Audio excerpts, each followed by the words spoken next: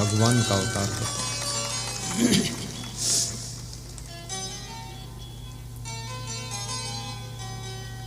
मन इस शरीर को पवित्र रखना, शरीर को साफ सुथरा रखना सरल है, लेकिन मन को पवित्र रखना कठिन है। क्षण क्षण मन में गंदगी आती रहती है। मन में नाना प्रकार के विचारों की लहरें उठती रहती है और मन की गति भी इतनी तीव्र गति है। तुम यहां बैठे हो, तुम्हारा मन तुम्हारे घर की याद दिला रहा है, रिश्तेदारों की तुम याद करते हो। कभी कभी राजगढ़ की बाजार में मन घूमता है। गुरुजी देखते हैं, सोचते हैं जीरापुर के सत्संग में आप लोग बैठे हैं, पर आप जानते हैं कि मेरा मन कहां कहां घूम रहा है। वैज्ञानिक जब अपने मन को संभाल लेता है, नई खोज करता है और विज्ञान के आकाश में चमकता हुआ ध्रुव तारा बन करके दर्शन देता है। एक साधु जब अपने मन को संभाल लेता है तो साधना के क्षेत्र में एक मिसाल खड़ी कर देता है कि ऐसा संत होना चाहिए। एक विद्यार्थी जब अपने मन को संभालता है, 100 नंबरों में 98 नंबर लेकर आता है। और एक भक्त जब अपने मन को संभालता है, भक्ति में लगाता है पूरा पूरा,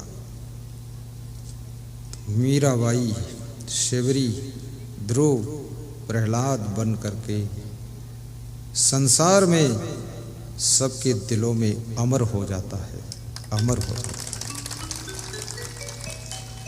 एक महिला जब अपने मन को संभाल लेती है, वीरता के क्षेत्र में रानी लक्ष्मीबाई, किलकारी बाई का स्थान प्राप्त करती है। तुम्हारे अंदर असीमित वीरता भी भरी हुई है,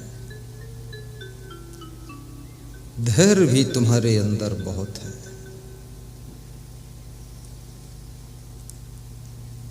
तुम्हारी चेतना को जागृत करने की जरूरत है।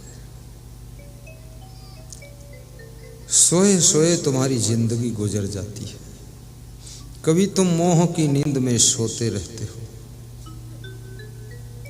तुम्हें होश नहीं आता है, तुम इसी संसार को सत्य मान लेते हो। कितनी लड़कियां, कितने लड़के जवानी में पहुंचते ही विषय विलास को सच मानकर अपने माता पिता का भी वध कर देते हैं, भाई बहन की हत्या कर देते हैं। और जिन विषय भोगों के लिए इतना बड़ा महापाप करते हैं,